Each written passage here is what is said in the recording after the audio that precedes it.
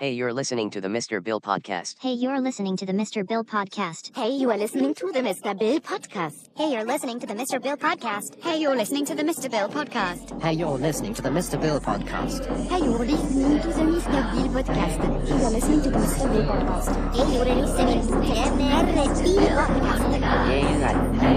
the Mr. Bill podcast. Hey, you're listening to the Mr. Bill podcast. Hey, you're listening to the Mr. Bill podcast.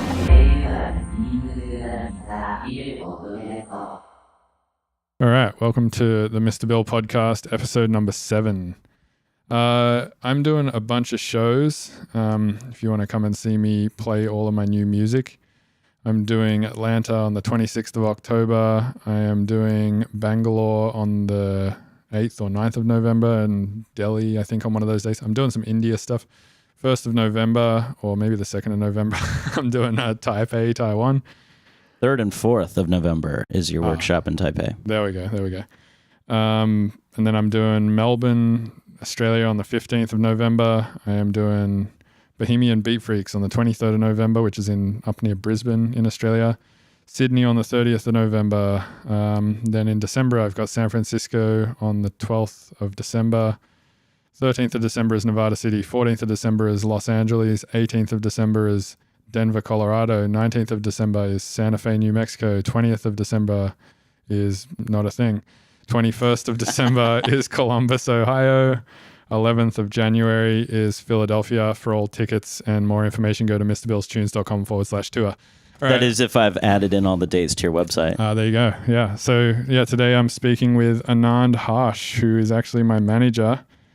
And I thought this would be an interesting conversation because a lot of people are constantly asking me about like management stuff, and just like I think probably I get like 2 messages a week of people just being like, when should I get a manager, or like what does a manager do, or all of that kind of stuff, or people talking about I get so many messages of people being like, how do I get booked, and I'm like, oh cool, well let me check I see a lot of those messages that come to you, so I know that you're being inundated with this stuff, and you did this to yourself because you told people how to make the music, so now they're assuming they can come to you and get an answer as to how to take other aspects of their career to the next level. Right, yeah, I kind of like demystified a bunch of shit in music, so people are now kind of like, well, how do I do all these other things that have mystery around them?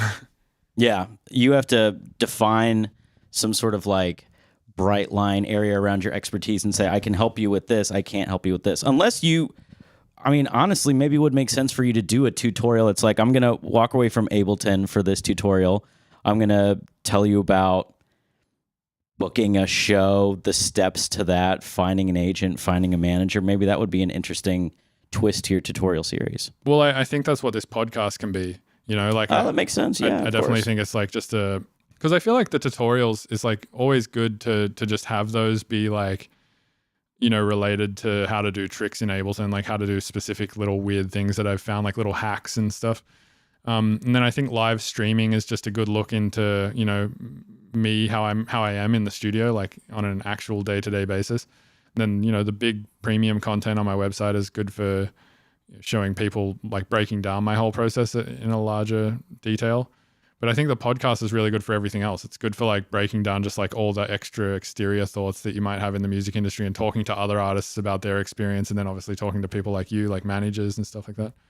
I think really the greatest thing that this podcast could do is really make a very solitary profession feel not so lonely. All these people have their laptops in an airport with their Starbucks cup of coffee. They have 3-4 gigs that week, and they're by themselves. And if they've got a tour manager, they've already talked about everything they can talk about. They've exhausted all list of possible things, and it feels very lonely, and you feel like you're going through it by yourself without a roadmap or anything. And the extracurricular stuff from actually making the music, mixing the music, suddenly there's this community of people that are sharing their frustrations, their fears. I guess that's what EDM Twitter is for the most part, but right. This is a more long form approach to that. Instead of 280 characters, you get, somebody talking about mental health and being able to stay positive, get past writer's block, all of that from people that are their colleagues and stuff that people frankly don't talk about very much. Yeah, totally. Yeah, and I've kind of heard a lot of responses to this podcast so far being sort of in that realm, you know, people being like, oh man, that's super interesting here. And you talk about all these things, which is good. I really like it. I also like that. So the way that when I started this podcast, I recorded like shitloads, well, not shitloads, like 6 episodes, like really quickly. Right. And then they were all sort of backlogged and coming out like over the last few weeks. And now we're like back to, you know, square one. Real time. Yeah, real time now, which is good because it means at the start of all the podcasts, I can push my dates and be like, hey, come to my fucking show. There's that. But also now you can incorporate the reaction because podcasting is such an intimate medium. You're able to immediately react to people listening to these deep conversations. People are eavesdropping on these conversations they wouldn't be able to hear between an artist like yourself and someone else of your ilk who are going through the same things, talking about the same gear and technology and all of that, but also talking about the nuts and bolts of touring and being a musician. And that creates intimacy, which is why podcasting is such a booming form of communication, because other media don't have this sort of intimacy, and because people don't listen to terrestrial radio anymore and they don't have their favorite DJ that's with them on their drive time commute to work, they lose that intimacy in their life. And so you are their friend in their ears once a week, and you are imparting this knowledge, and you can respond immediately to their feedback, and that becomes part of the show as well. Yeah, totally, which I'm looking forward to. I'm looking forward to growing this podcast and all that stuff. But anyway, speaking of touring, just before we get too far into the thing, we could probably describe what you do. So you're a manager for a bunch of artists. You run an agency called Re-Evolution. So you're also an agent. Right. And then what else do you do apart from that? You run the Untz Fest, or you do all the talent buying for the Untz Fest? I assist in talent buying with our benevolent overlord, Avi Gallant, who started it and started the Untz 10 years ago as a news and music and events website. It was ostensibly supposed to be the jam base for electronic music, and it still is. It still functions as a great database for mainstream and underground electronic events going on all over the country.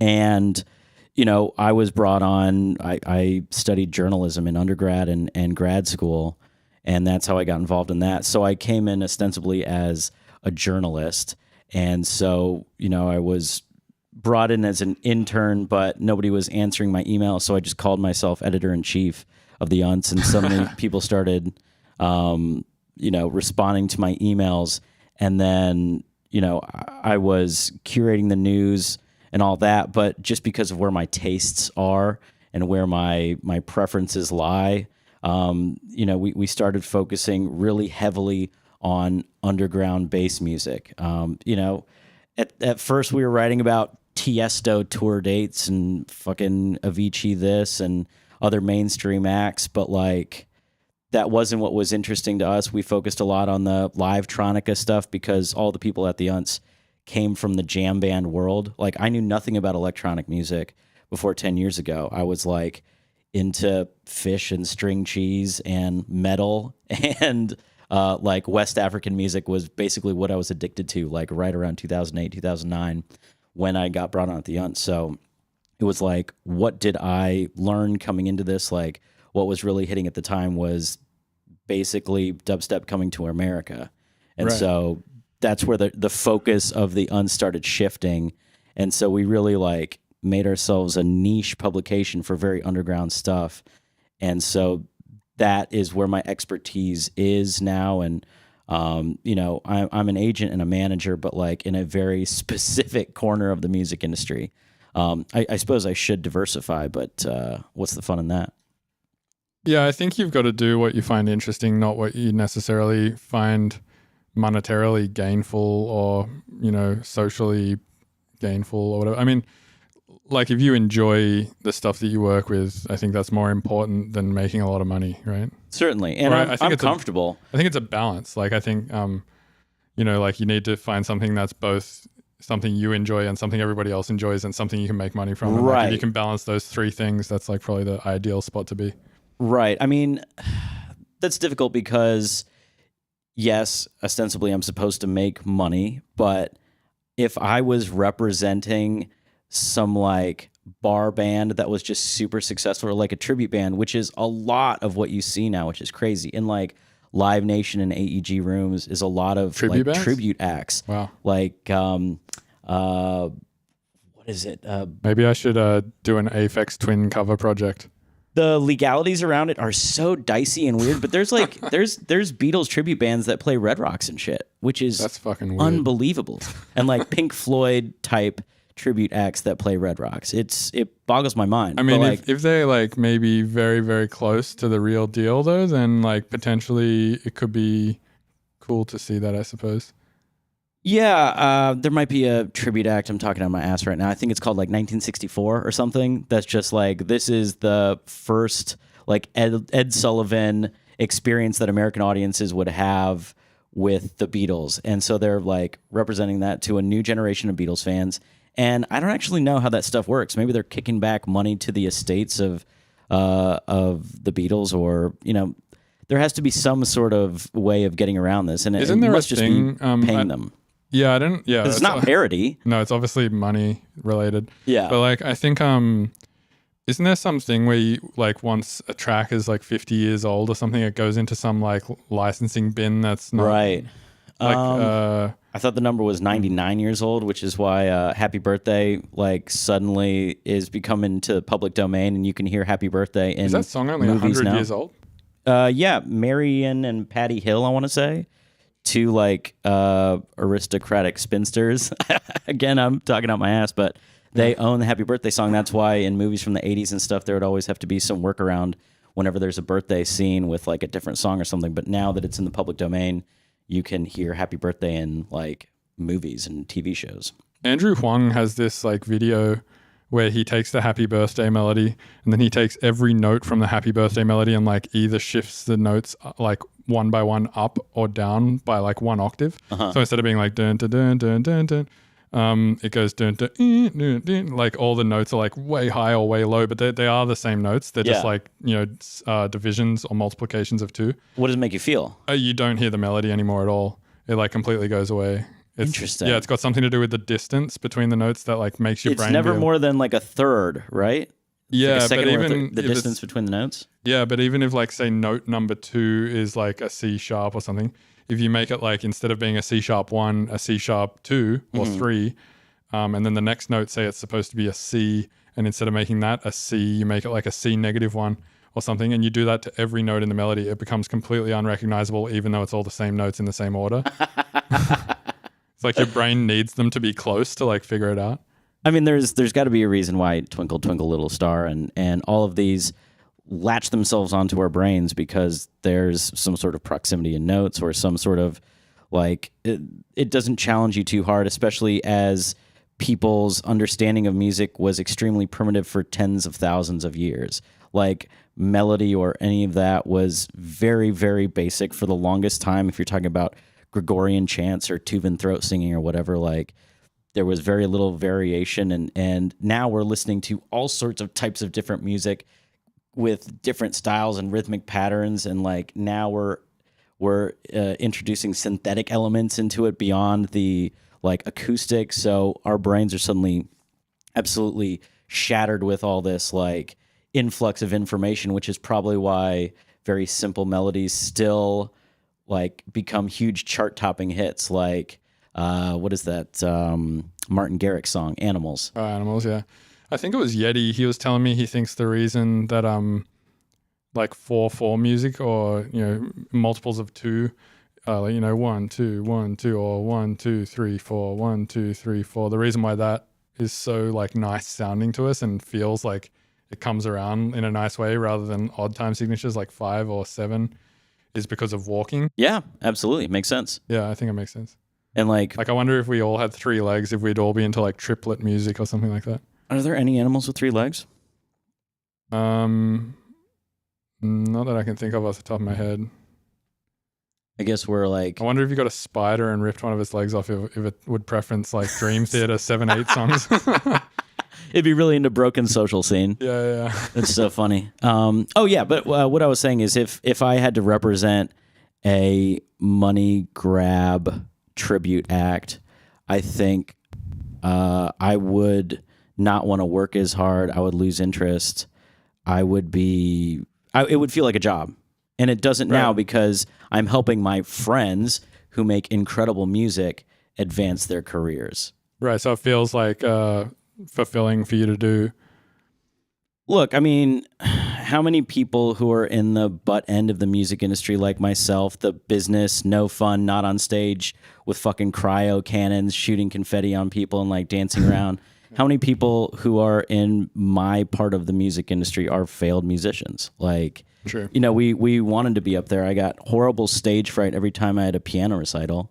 And so, like, you know, you still want to be a part of the scene. You want to live vicariously through your clients. And when they make music that makes you feel something, you are absolutely driven. You are driven to the point of madness. Like, why doesn't everyone else on the planet love this artist as much as I do? Right. So And like when you like something so specific, like a Mr. Bill, for instance, it's like you want to shake people and be like, you don't get it. You don't get it. You don't get it. Because I was a fan first of yours before we had a business relationship. I was a super fan.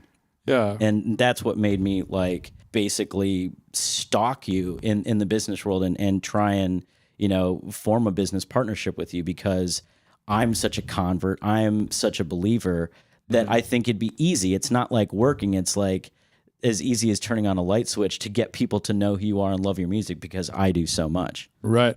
That's a good thing to talk about, actually, is like the way that our business partnership started, I guess, and perhaps like how other people could use that information to figure out their own stuff.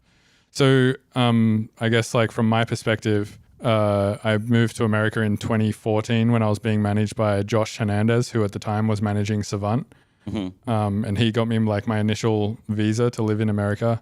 And I was working obviously with Alex Hutchinson at the time too, who at the time I think we were with AM Only. Before Surefire? Yeah, before Surefire we were with AM Only, which is like Skrillex's agency and stuff like that, which I think now has merged with Paradigm, right? I want to say so, yeah. Yeah. So I was working with those guys, which is kind of like big dick energy in the EDM world, which didn't really suit my vibe at all. Yet I was somehow involved that way. And then I think it was like, well, it wasn't that long after I moved here. It was like I moved here so I started getting managed by him in 2014, got my visa and moved here in 2015.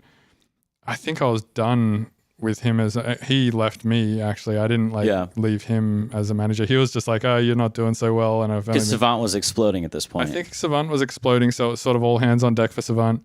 But also he was just kind of, I think I was just frustrating him with like my amount of like demands, and like I wasn't even that demanding, you know. I was just being like, hey, can you like check in for flights and shit and like just basic stuff.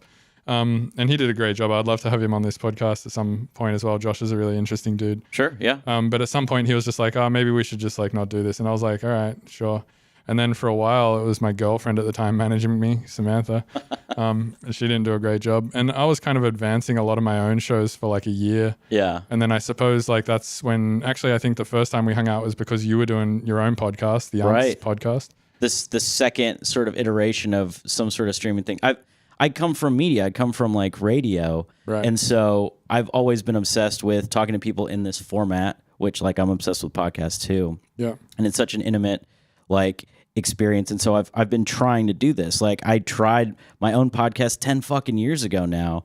And I think I was maybe ahead of the curve in podcasts in a lot of ways, but also like I didn't have the star power behind it. Like you're someone who people respect and come to from music. I think if you did the Untz podcast again now, it would probably go well. I think you'd like, it's a lot of effort, but I think one of the things that you did that made it not work was maybe like made it too difficult on yourself. Like you made it have to be streamed with video and like all that kind of stuff. No, that was the live Facebook. Wait, what the fuck was I doing at that point? It was still the Untz podcast, I think. I remember you had me on there, and then like a week or two later you had Joshua on there. Oh yeah, that was with Brian. That was with Mux Mool. That was our late lunch. That was our Facebook streaming, like almost like a talk show type thing. Yeah. The Untz podcast I did was like an actual podcast, streaming and downloadable and all that. You know, with the RSS, you know, feed and you know, showing up in people's podcatchers and all that. But this was 2010, 2011, and people in this scene were not listening to podcasts, or if they were, it was like as a mix. Basically, they were downloading mixes, and nobody was really talking or interviewing these people. I did 150 episodes between 2010 and 2012 or 13 when I eventually I'm on like out on episode 7 right now. It This is seems episode like a 7. lot, but like, yeah, I interviewed everyone from, I did the Tiestos and the Aviciis and the Marcus Schultzes and all that. You interviewed Tiesto? Yeah, but they were all by phone, or like 90% of them were by phone. Yeah, say fuck that. So you gotta need do these- audio quality. That's why podcast fans hate live episodes, because Yeah. there's so much degradation in audio quality. Yeah, plus I think like there's degradation in the quality of the conversation too if you do them over the phone. I feel like sitting in a room with someone like we are now is just, you get a completely different conversation to whether or not, like if you're sitting, just like in a room by yourself talking to someone over Skype or some Right. shit. And like then the call keeps dropping and interrupting like points you're trying to make. Right. Or, somebody will be like making a point, they'll like finish their point and you'll be like, oh, sorry, that like last minute was just glitching out or something. Yeah, no, it was difficult. But I got a lot out of it, and I had a ton of interview experience coming from radio, but like coming into a scene where not a lot of people were used to having long form interviews like this, where they had the opportunity to really explain themselves. It produced a lot of cool insights. Like I got Pretty Lights to talk about his process when he had all the members of like Lettuce and what became his Pretty Lights live band in for Color Map of the Sun. And I was like, you have these incredible artists in, and they want to, they're really excited to be with each other. I bet it was awesome to just like listen to them jam. And he was like, no, it wasn't. They'd be jamming and I'd come into the room and I'd be like, are you done? All right, now I want you to do it this way. And he doesn't know music theory, so he'd be like, give me a drum beat that's like this, Adam. And Adam would play, a certain drum beat. He's like, okay, like give me a little slop on it, make it a little more syncopated. Then, all right, give me some dirty guitar. Give me, yeah, like that, but like change a little. So it wasn't like he had these incredible musicians in there to like jam and he'd take breaks from them. He was constructing these breaks that he would then sample that became the album. So in a regular interview, you wouldn't get that out of him, and you wouldn't get that sort of anecdote like that. But with this long form medium, you really get people in their element talking about their music in a way that they can't when they're on stage and all you're hearing from them is 1, 2, 3, let me see your hands. Right, yeah, totally. DJs don't get to necessarily talk about their craft in any sort of medium like this, except for short little Q&As that show up in music blogs. Yeah, totally. Yeah, I agree. So to continue on the story of my perspective about how you became my manager, I think after the time that we did the Untz podcast, we went and got ramen in Denver. And I think that was the day that we were like, all right, let's do the management thing. Yeah. And I had known that your previous management situation was not working, or was, I mean, it was just like Savant was just taking all of this dude's resources, which he kind of needed because he's, autistic or Asperger's or whatever. Sure. So he kind of needs that extra help to like, get on a plane. Like, so Josh was not only his manager, he was also his full-time tour manager. Right. And pretty much his full-time life setup. Yeah. He would like kind of get his groceries for him and all that stuff. So it was just like, he did not have the capacity, I feel like, to manage anybody else, and was trying to. Right. And then I think he was just like getting maybe too stressed. I don't know. Whatever ended up happening. He was a fine manager. It's just I think Savant was taking up more of his time and resources, and it made sense because Savant at the time was making shitloads of money. So. Right. Yeah. Yeah. So he was paying him to take up his time. Exactly. Are you in touch with him at all, or? We've DM'd a few times on Twitter, and I've hung out with Alex like maybe 3 times or something. He's a nice guy. He actually doesn't seem that autistic to me every time I talk to him. Okay. Yeah, he seems like definitely a lot less autistic than I think a lot of people think he is. Is he still producing at the same clip that he was? I believe maybe. He's extraordinarily prolific, especially at that time. Yeah, yeah, for sure. He's a fucking amazing producer. But yeah, I don't know. I mean, like, I think he is still producing a lot, but I think it's for maybe like games and film and like maybe sense. Building a big library for like sync stuff and to get royalties going, and I don't know, whatever he's doing. I think he just put a release out too. Okay. I haven't really been following him that much. I feel like he was making such a specific sound that had such a narrow window of time, like that Complextro sound. But also it was like very chiptuney and like video gamey and stuff. Yeah. And also like I think he was kind of mixing that sort of Monster Cat Complextro sound with the video gamey stuff with like the new Skrillexy shit that was coming in at the time, and it just all was hitting really nicely. Right. Yeah. I mean, that's the thing about this particular industry is that trends like happen and then burn out so quickly that it's impossible to be, very identified with a specific style too closely. Otherwise, once that's gone, like Moombatone, like came and was gone immediately. Right, but Dylan Francis stuck around. Yeah, that's true. Yeah, I guess if you're like super iconic in some certain way, but I think if you went to a Dylan Francis show, there's still a lot of different elements finding their way in there. But yeah, I guess, yeah. I have a funny story about Dylan Francis. I would love to hear it. Apparently, one day he played Still Dream Festival, and he was in a cabin, and some guy in the cabin had a DMT pen, and he gave it to Dylan Francis and was like, "Yeah, hit this," and Dylan like hit it and like fully like blasted off on DMT. Sure. And then the guy was like, "Do you want to do it again?" And he was like, "You do this shit again?" I won't say the name of the guy who gave him the pen, but it's somebody I don't think is lying. No, that's I've done it enough to where, I think I've seen everything I need to see. On DMT? Yeah. I'm talking like a handful of times now, and this is probably spread over 2 or 3 years, maybe 10 years back. And like, there are people who say that they see new things and learn new things about themselves. Like, I've experienced so much ego death. I experience ego death upon waking up in the morning. Like, right. That's where I'm at with my self-awareness. So like, I think that I'm very much like, I'm not in danger of becoming a narcissist or anything like that, or becoming too much about self, because my ego is done dead at this point. Right. I don't think that's the goal for me doing DMT, at least. I think I honestly mostly do it recreationally, as much as people say it's like some medicinal, like, thing, which I mean, sure it is, like, especially if you're taking it on the level of like ayahuasca or something. Sure. If you're doing it properly in some sort of ceremony with people whose like entire societies are built around this as a sacrament, then like, sure, you're probably seeing it and doing it responsibly and doing it in such a way that you are learning things. But like blasting off in someone's basement, or goddamn, I don't know how people do it at live shows. That is beyond me. Oh, dude, when I was playing at Cervantes the other day with Chris, I could smell so much fucking DMT during my set, and I was playing like huge dubstep bangers. I'm like, what are you guys doing? Yeah, I mean, for me, I lose complete connection with the outside world. So it doesn't matter if I was in a library or at like a crazy electronic show, because like I'm not hearing anything anymore. I'm not seeing anything that's around me anymore.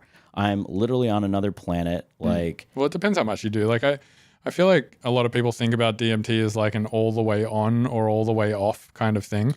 It's like I'm either here in this world or I'm completely blasted off in another world. Sure. But for me, it's very much like I can step it up to very different levels. Like I can have just enough that I get a little bit sweaty and everything's a little wobbly, and I just feel like kind of grounded as fucking like a little high. Or I can like do a little bit more than that, and if I close my eyes, I start to see a lot of shit. Or I can do even more than that, and then that's when I'm like in another world. And I look at it the same way as alcohol. It's like I can have one beer, sure, and I can be like a little bit buzzed and like, social. Or I can have 20 beers, be completely antisocial, unable to have a conversation with anybody, spewing everywhere, and sure, completely blacked out, drunk, and like that whole chunk of memory is deleted from my brain the next day. I was doing it at the time when, the research chemicals boom, where we were just getting packets of strange substances off the internet from Arizona. So like, right. Who knows what the measurement of the shit was, or like what we're even doing, Plus, or it probably what also analog it was. Yeah. So it was definitely on or off for me anytime that I did it. Yeah. Well, also these days, DMT comes quite often in the form of a vape pen. Sure. Which makes it super easy to like level it up or whatnot. I feel like if you do it in the powder sense, where you do it through like a that's piece or whatever, it's very much more. It's way more difficult to level it up that way. It's more of an on-off kind of thing. Yeah, exactly. But if you ever get it in a vape pen, that to me is like the best way to do it, because that's where you can kind of very carefully gauge your dosage, and you can kind of like dose yourself up slowly depending on like how high you want to get. The thing with me and psychedelics is at this point, because of all the names and dates and things I have to keep track of in my head, my anxiety goes through the roof with even the slightest like thought of I would be physically unable to get on a phone call right now if somebody needed me in this situation. It's like, our ticket count is so-and-so at this venue tonight. Who's all on the guest list? Where's our runner? Like, what's our hotel? Like, any of that stuff, any of that information, I really feel like it has to be at my fingertips at any one time. And so, but it kind of is if you have all your advances sweet, right? Certainly, yeah. But you know this more than anyone else. You could be completely prepared for a show and something comes up and there's just some sort of missed link in communication or some promoters trying to pull a fast one on one of your artists and you have to jump into action, you know, at 3 a.m. when they're trying to settle up. And you know, if you're incapacitated in any way, that's almost impossible. Here's the trick. Never have to settle up. Just always get the money wired. No. Exactly. But, you know, there's always circumstances that arise or somebody gets stranded or a travel situation if a flight's delayed or something like that. That one's tough. And the thing that makes that tough on the artist end of things is like, for instance, if I'm at an airport and my flight gets fucked, it's just really difficult to like whip my laptop out, connect to a internet network and like sort it all out there. If the internet's kind of shit, especially if a lot of people are like trying to do the same thing, it really like fucks the network up. Right. And the internet speed and just comfortability of like searching things and figuring stuff out in an airport whilst you're in the midst of that problem is sort of difficult, which is generally why I would call you in that issue. Cause I'm just like, hey, you're in a comfortable spot with a computer and decent internet. How about you look at this? Exactly. And I'm also a bit of a travel nerd and, you know, I don't like when situations go wrong, but I like to know how many airports there are in a city or what airlines fly in and out of the city or how to use the specific rules that govern airlines where they have to communicate with one another and help you out if they've canceled a flight and put you on another airline, the specific little tricks of the trade that that you can get out of those situations. It's kind of like a game or a challenge for me. So that's kind of fun. I love looking at like, it does sound nerdy, but like I do love like just searching various flight paths for shows that I'm not even on just to like know how difficult it would be to get from Fayetteville, Arkansas to you know, Norfolk, Virginia. Right. It's an interesting thing for me to determine which airlines are doing it, where the average cost is. It's funny to look at a flight where you could get from Bangor, Maine to Cleveland for the same cost that it would take you to get from Bangor to Scotland. And it's like, what is the reasoning for that? Why is this particular route not covered by this? Like, what is the... Do you always search flights with cookies disabled and stuff like that? I mix it up. Okay, interesting. I mix it up to see what's going on because I have tricked myself into thinking that I've increased the price of flights by searching it too much. Really? Yeah. Like if a lot of people are searching a specific route, that means it's in demand, right? Right. And so if a lot of people want that flight, then the cost of the flight can go up. Yeah. But if it's a unpopular route that nobody is searching, maybe the airline reduces it or doesn't charge as much because it's you know, it's not getting as much action. So yeah. I've convinced myself of a lot of things in searching for flights. Right. I've noticed this is like a thing that I've noticed a lot more in the last like 12 months is that with flights, it's so common now for the flight, like one flight to sort of go to two places on the one trip kind of. Sure. To make it so that it's not so that the plane isn't empty. Right. You know, like from Denver, there'll be a flight that goes from like Denver to San Francisco to San Jose or some shit like that. Sure. Or if there is an airport there, or just an example. Yeah. Like for instance, my flight on the way here stops through Nashville. It went from Minneapolis to Nashville to DC. Southwest does that a lot. Yeah. And I've actually never been on one where I've had to stop somewhere and then go somewhere else until yesterday. It's fun. But quite often I'll be on a flight and I'll see that it's like going to another place. And when I'm getting off the plane, they'll be saying like, oh, stay in your seats if you're heading to blah, blah, blah, whatever.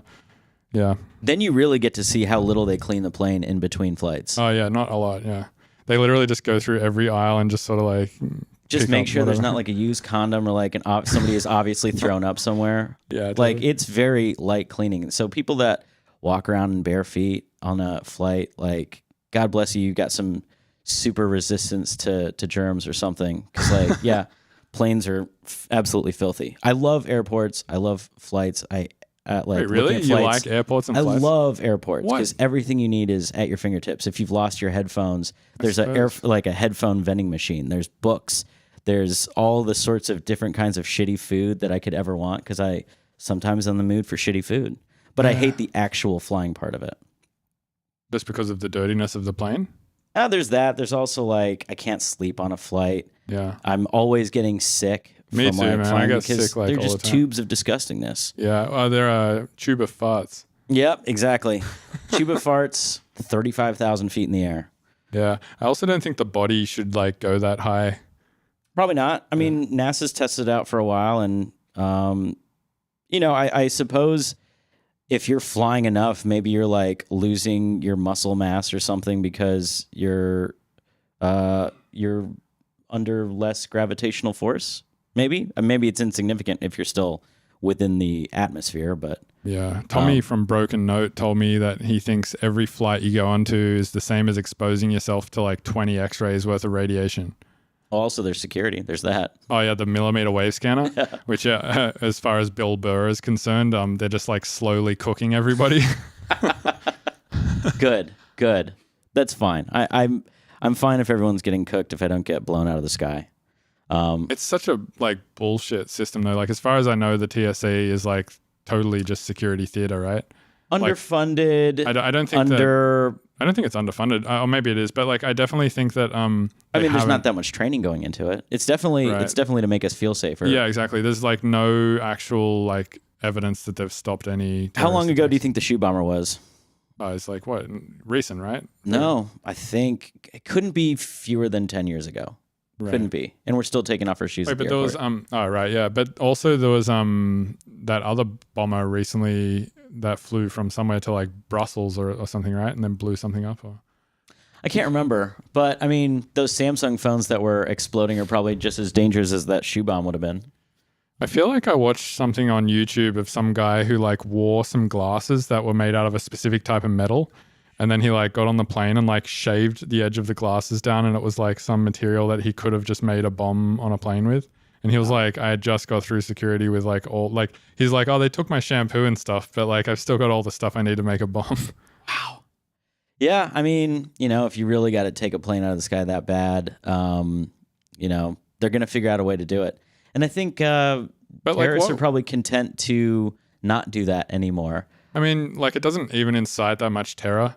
At least in me. I think what it does is it makes governments like clamp down on their own citizens and like create enough strife between the oppressed and the oppressors so that you create enough tension in these countries to begin with. And so you lead to the authoritarian rise of dictators and right-wing thinking. So you've accomplished your goals by just doing a few things. They've already planted the seeds. I don't think there have been major terrorist attacks in a while. There's certainly individual shootings and stuff in this country, but it's not like really affecting geopolitics except for what has already been in motion. And now, we see the rise of authoritarianism because 20 years ago we were like safety first, safety above all else. Yeah. And so I guess maybe the damage is done. So you don't need to terrorize anymore. Right.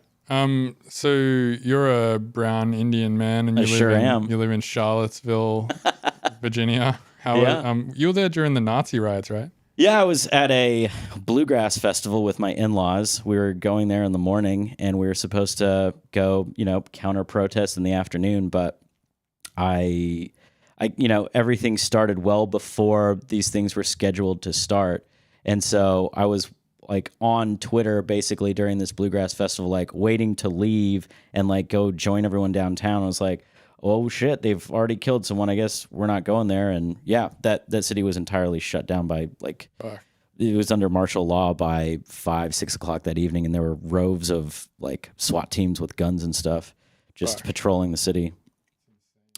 Yeah. But, we say that it was, rednecks from North Carolina for the most part, or other parts of the country that came in, and it wasn't the actual people of Charlottesville. But it's UVA, which is a very elite university and breeds a sort of bow tie racism that's, ruled that place since the days of Jefferson. Like Thomas Jefferson created University of Virginia. So like that sort of level of benevolent racism has always been there. It's just the overt stuff made a big splash because of the Confederate statue and the unfortunate death of a citizen of our city. But yeah, it's always bubbling under the surface. Right. And in Charlottesville or like in the TSA or anything, do you ever notice like racial profiling stuff happening to you personally? Oh, sure. My wife is white, and whenever we're flying anywhere together, we sail on through. But, when I go solo, as it were, I always get the extra pull aside, swab my fingers for gunpowder residue or whatever they're checking for, bomb making residue. Like almost every time? Yeah, I would say 85, 90% of the time. It's fucking crazy. I get it like maybe 10% of the time, if that. Maybe like even 5% of the time. If I can even game the system by like how the length of my beard is. Like Jesus. it's that. Like if you have a bigger beard, they'll like pull you over. Yeah, more. oh yeah. It's you could set your watch by it, which is part of the whole security theater thing anyway. Like if other passengers see the brown guy get pulled over and get extra attention and he's let free, they'll just feel they're like, good. oh, I feel great. I was worried about that one guy, but they checked him out, so I feel good. So it's not so much that they're profiling me for the sake of making sure I'm good. They're showing everybody around that, hey, we got our eye on this guy too. He's fine. He's passed the test. That's so fucked. But what I was trying to say about air travel is I was talking about this with my therapist yesterday because all I talk about is my job. Because you have a therapist? I do. I just started therapy a couple weeks back. Nice. And did you have like any issues that sort of made you want to start going there? Just stress and workload and all that. Sure. So you're just going there to sort of process that with like a... Yeah, and he's an anxiety specialist, but like basically all I did was explain every hour of every day, like what I'm going through and what things I had on my mind and what things I had to do. So basically it was just like reading my fucking planner aloud to him. So I think I might be done with straight him. From GCal. Yeah, exactly. Like, and then I've got this show, and then there's a show in Bolton, and there's one in Asheville, and it's right. I didn't find as much use in it as I would like to, but I was telling him like I can see the effects of climate change more acutely than most people because I can keep track in my spreadsheets the number of delays and cancellation in air travel just due to inclement weather. And so the rise of that over the years, like I'm sure, the National Weather Service is tracking this stuff too, but like I can actually see that there have been an increase in cancellations of flights and delays due to weather. That's fucking crazy actually. Yeah, I didn't think about that, but yeah. So you actually, every time there's like a delay or a cancellation, you mark it in your calendar? Sure, because I want to make sure that people get to shows on time. I got to make sure that a lot of my clients live on the West Coast, right? And a lot of the base scene is concentrated in different pockets around the United States. So Colorado is obviously a big hub. Chicago. Definitely Colorado and Chicago are places of weird weather too. Yeah, absolutely. Absolutely. As is another big base area, which is the Southeast. Right. Like the number of like hurricanes that come tearing up the mid-Atlantic. Did you hear about Trump's solution to the hurricane? Shoot them up with nuclear weapons. Nuke the hurricane, dude. That whole thought has been around for a long time. It's just that the weirdest shit like is in his specific silo of information. Like he's so his particular window of information comes from such specific sources like Breitbart or Fox News, and like you can always tell that what he tweets about or is going to talk about, whatever is going to be his pet project for the week or the day, because he's got ADHD, comes directly from a specific article or something Lou Dobbs said. So like, without a doubt, somebody on Breitbart posted something like, there's no such thing as climate change. And even if there is, all we got to do is nuke these hurricanes. So he sees something like that. It like gets stuck in his brain because he's the most powerful person on earth. The heads of all the major weather bureaus and the top scientists in the world have to like go to meetings with him. He says something stupid like that, and they have to be like, okay, sir, we'll take that under advisement. And like, they can't just be like, that's fucking stupid, because they're all, they're all cronies and have to tip their hat to the boss man. But Wait, so you started going to therapy. You told your therapist that you could see the changes in the climate more clearly than your average person. And then what happened? I just don't think we're a good fit because he wants to keep circling back to like being more present or being more like, I don't know what he wants from me, but because he is a therapist that specializes in anxiety, that's the lens through which he sees everything. So like all my like issues that I come with, and I could be horribly clinically depressed, or I could be just focused on dark thoughts and stuff. Exercise? I don't exercise. I used to, but now that I've become busier, like that's the first thing to go out the window. Same with me. When I'm busy, that's the first thing that goes. But like, I should spend that hour exercising instead of going to fucking honestly, therapy. dude, like, yeah, There's for me, no question. For me, exercise absolutely fixes my anxiety and depression. If I exercise every day, I just don't get anxious or depressed. And if I eat well, that just like doubles down on the issue. Absolutely. And if I just do those two things, especially if I don't drink as well, like if I, the main thing that gives me anxiety these days is if I drink a lot and then the next morning drink a shitload of coffee. Sure. Those two things combine really badly for anxiety. But like I used to have like crippling anxiety to the point where like I couldn't go to school a lot of days, and like to the point where I always felt like I was dying and shit, and like just I probably was, but like but as soon as I started exercising and eating pretty good, just enough to like not have anxiety basically is how much I like to exercise and eat well. It basically has fixed my life completely. Just like I do CrossFit like maybe twice a week, and then I do like, I don't know, some other form of exercise like once or twice a week. Sure. I don't even exercise that much, like 3 to 4 times a week for like an hour. I've got home gym equipment. It's like there's no excuse for me not to do it. Well, and I wake up at like 3 or 4 in the morning. Just honestly, well, that's a good time shoot to awake exercise. from anxiety. But so I should just go and exercise then. Yeah, but home exercising is tough unless you're like a fucking fitness freak. I feel like what you want to do is get yourself into like a class where there's like 5-10 people and a trainer, and then that way it's like you're somewhat subconsciously competing against the other people, but also like, I don't know, it's easy to not have to like think about it as much. Like if you go into your home gym, you're like, all right, what exercise am I going to do? And like you have to come up with a plan and all that shit.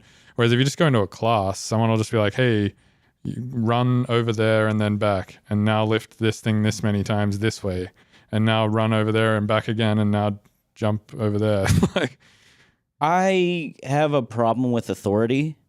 And I don't love people telling me what to do, and I'm just very cynical by nature. So like, but if it's like in the sense of exercise, I understand that. I understand the goals. If like I listen to this jock who's like shredded, and I've just like followed his simple rules. Most of the exercise like trainers that I've had have not been shredded jocks. Really? No, they've been kind of like just average looking people who just know how to put together workout plans or something like that, or. I mean, they're not like unfit, but they're not like full-blown shredded jocks. I mean, to get shredded is fucking hard. Sure. I mean, otherwise everyone would just be walking around shredded, right? Well, do you think that would decrease the attractiveness or of like shreddedness? Of like the perceived attractiveness of people if everyone was fit? Yeah, I think. Do you think everyone would have super good personalities too? I don't think all shredded people have super good personalities. No. But if like everybody was like very attractive, very fit, do you think we'd have like better personality? Like we would be forced to be like, we'd have to have some sort of other facet of our being in order to attract people or be superior to one another. I would like to think that personalities are already the more attractive thing of a person. Oh, you're not shallow at all. You're a very deep person. Well, I know that like from my own perspective, I've like had the option to have sex with quite attractive women and then haven't wanted to because of their personalities. Okay. I get it. Yeah. Sure. And vice versa. Like, have been really attracted to people who I would not have necessarily thought originally were very attractive, but have turned out to be super cool people and stuff. I absolutely agree with you. There's like obviously a good middle ground there of like personality and attractiveness. Sure. Yeah. No, I do agree with you. I just I always, I have to go to the extreme case and just wonder if like, I don't think if everyone was shredded it would immediately make everybody have good personalities, but I do think that it would like rid society of a few things. It would rid society of obviously fat shaming. Sure. And it would rid society of like probably a bunch of ego shit, because you know these people who are like there would be no like hopefully less depression of people being like down on themselves and stuff like that. I mean, by proxy of being shredded, you have to exercise a lot. So let's assume that everybody just exercised a lot. Yeah. And of course, society would be much better if everyone exercised a lot. Have you noticed that a lot of popular DJs are very tall? I have not actually noticed. You that. haven't? Like very popular DJs? Yeah. I'm taller than Deadmau5 by a lot. Well, okay. Joshua, for instance, Josh is 6'4"? Yeah, he's quite tall. Pretty lights? Liquid Stranger, not tall. Okay. Mersive, not tall. He's not really super popular yet, but he will be. Bass Nectar's not very tall. Isn't he? He's fairly tall, right? He's 6'1". I've never stood next to him, but I don't think. How tall are you? 6'2"? 6'4". Oh, wow. Okay. Or maybe 6'3.5". Okay. Okay. I stood next to a guy the other day who was 6'5", and he fucking towered over me. But also, it's like, I don't meet people very often that are taller than me. So whenever I meet anybody whose eyes are like even just above my eyes, I'm like, whoa, like it seems really big to me, even if they're like half an inch taller than me or something. So humor me and let's say that on average, like successful DJs are just on average a couple inches taller. So you take that to its next logical conclusion. Why are we attracted to height in our society as it's set up now? Because that denotes safety and power and all that. And what a DJ does is it has to convince everyone in the room to get on the same page and do what they want them to do, dance or listen to this. Like mass hypnosis kind of thing. Exactly. I just don't think that's true, because Tipper is not tall. Spongel, but he Simon doesn't. He also doesn't try to get people to wave their hands in the air or like 1, 2, 3 jump. He doesn't get on the mic ever. Right. So like it really is a reliance on the music. His itself. music is very tall. His music is extraordinarily tall. We're gonna see him tonight. Yeah. Are you excited about that? Yeah, actually, I am. Yeah, I am. I seen him at Bisco. That was sick. Okay. Really cool. So yeah, I'm curious. His set at Bisco was fucking heavy. I also seen him at Infrasound earlier this year, which was also sick. His set at Infrasound was like kind of more techie, and his one at Bisco was just drop, drop, drop, which was kind of interesting for a Tipper set, just to hear Tipper drops.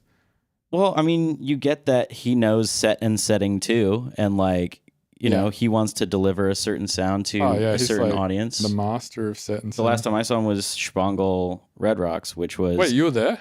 Yeah, I was standing next to you. Oh, yeah, that's true, yeah. I was fucking blasted on mushrooms that night. So, like, this dude came up to me in the audience, and he was like, holy shit, Mr. Bill. And he gave me a Tootsie Roll sized... I remember this. Yeah.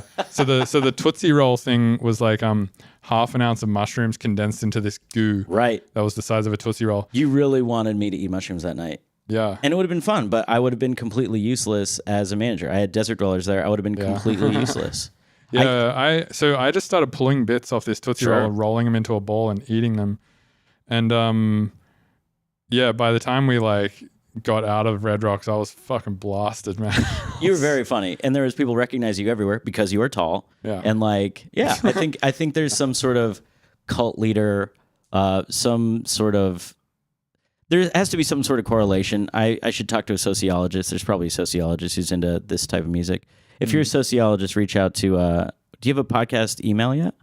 Just reach out to mgmt@mrbillstunes.com. Hey, this is your request, man. That's true. Okay, fine.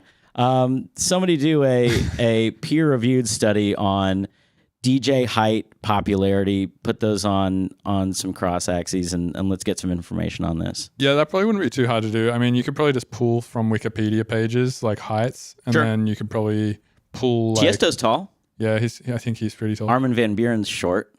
Yeah, and he's Scandinavian. Shouldn't he be taller? Yeah. Yeah, I think Scandinavian people should be tall in general. Yeah. I think like East. Hey, so I did 23andMe the other day. Have you done that before?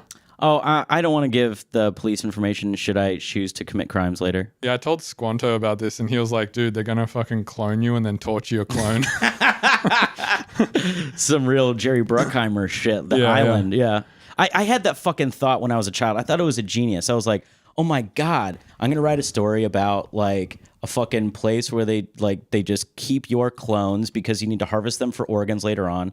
And it fucking turned out to be a movie. Turns out to be like a very universal thought that people have. But Right. we're so there. And like, yeah, why wouldn't you keep a fucking cryogenically frozen clone for when your liver or your lung inevitably fails? Yeah, like, so you can just get a new one. just make sure they're not conscious. Take that part of the brain out, and you know, it's my DNA. Make me another one of me. I bet rich people are already doing this. There's no Surely. question.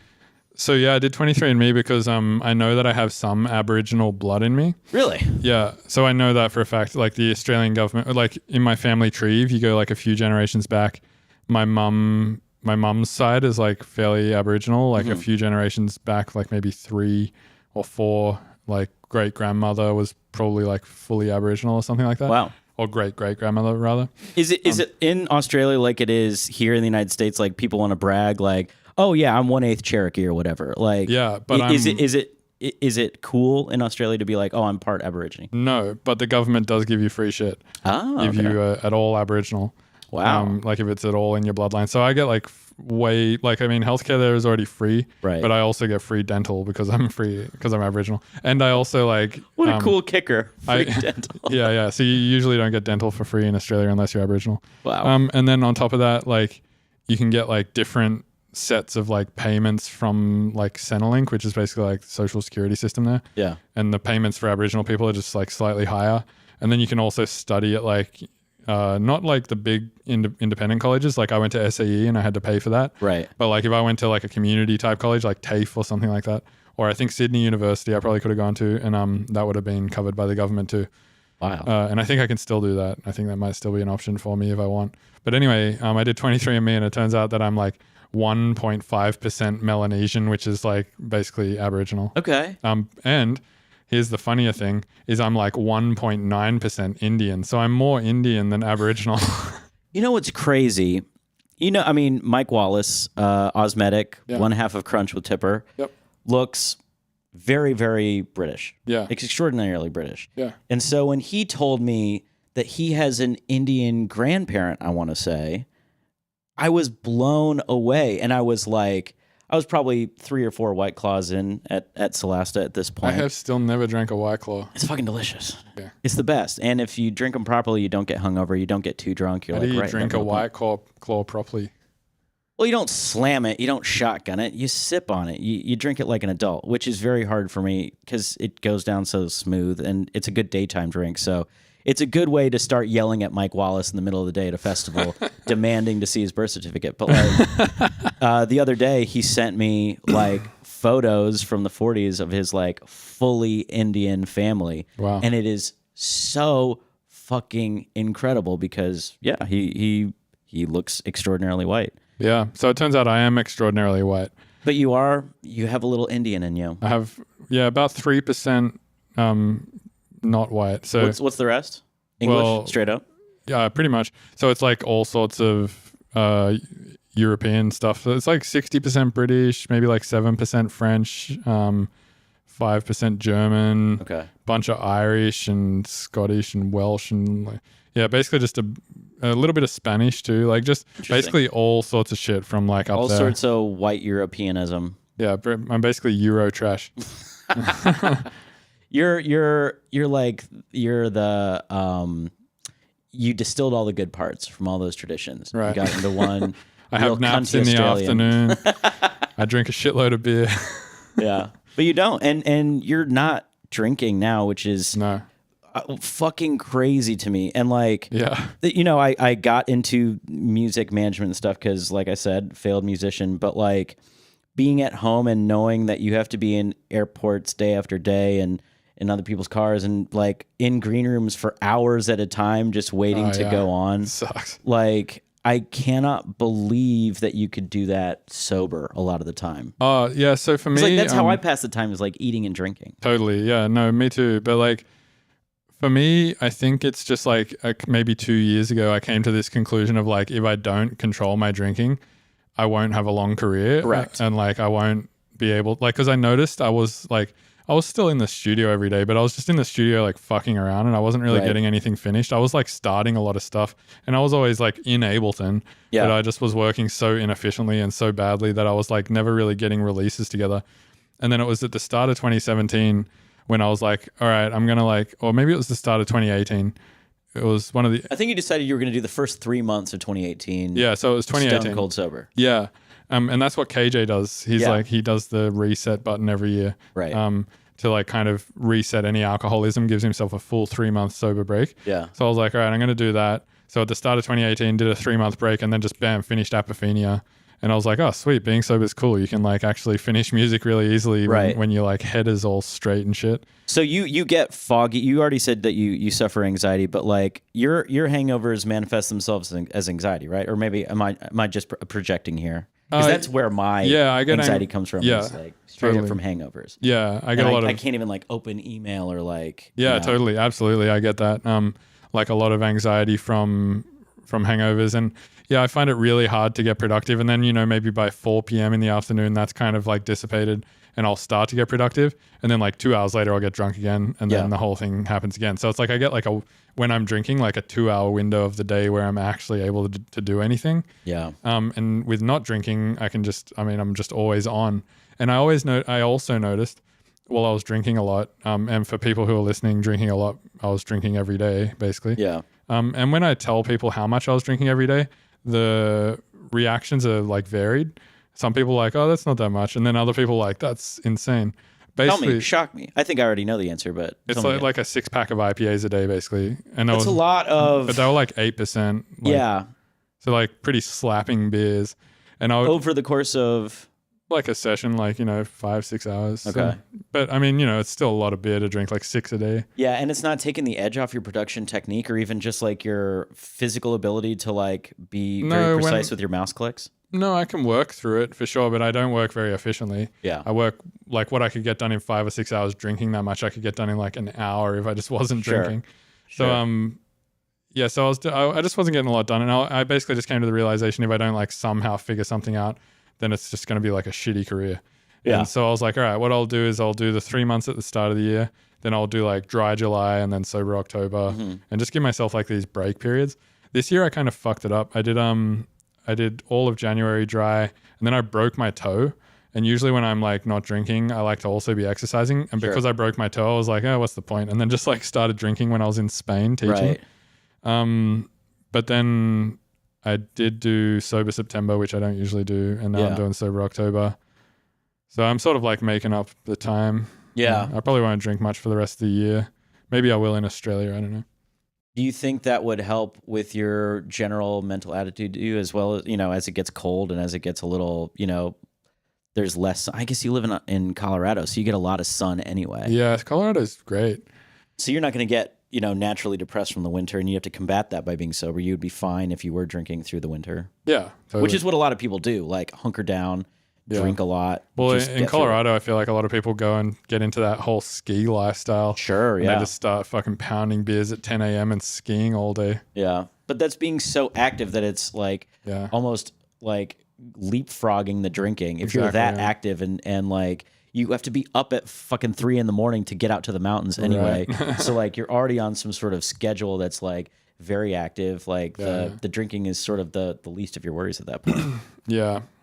So that's kind of why I stopped drinking so much. How do you deal with the boredom of like waiting to go on? Because you go on late at night. Yeah, I just find other shit to do. Like, I mean, I'll either get into conversations with people or I'll like play chess on my phone or I don't know, just like sit around like texting people or looking at Twitter or something. I don't know. I'll just find something else to do. I'll like get on my laptop and make patches for serum or something. That's funny. Well, when did you get into chess? It was pretty recently, right? No, at this point it was about a year and a bit ago. Okay. Maybe a year and a half. But I like played as a kid. Yeah, but then I never really got like massively into it until like a year and a half ago. And I was like, I'm actually going to like start trying to take it seriously. And I would like to find a grandmaster that I could like learn from or whatever, but there's just none in Colorado. There's like, I think 2 in St. Louis and maybe like 2 in Atlanta or something. It's such a cerebral distraction. Like, could you imagine if someone was playing those little Bejeweled or puzzle games and was like, yeah, you know, I'm a grandmaster at this. I'm really good. But no, you're just like some dick that's just playing this game in line at the supermarket, like just wasting time. But you don't feel like chess gets in the way of anything else for you. It's not like an addiction. Like you'd rather open up your chess game than, you know, go sit in Ableton. No, I'd prefer to be in Ableton. But the problem with Ableton is like, well, the problem with producing music is it's like you need a physical space to do it because sound is a physical thing. Yeah. It's not like art, you know. I mean, art obviously is a physical thing too, but like you can draw like on a piece of paper, and that piece of paper, whether or not you're drawing in this room or in your room at home or in the pub down the road or in a restaurant or at a library or on a plane, it doesn't matter. It's still a piece of paper that Well, it depends on your medium. Like a sculptor couldn't do that, or somebody who's working Totally. with like large scale acrylics or oils or something. Yeah, right. So I would liken the logistical issue of writing music more to maybe a sculptor, because you need a physical space and you need like particular things to do it. I mean, yeah, you can write music in headphones, but it's just not the same as like writing on speakers or whatever. Yeah.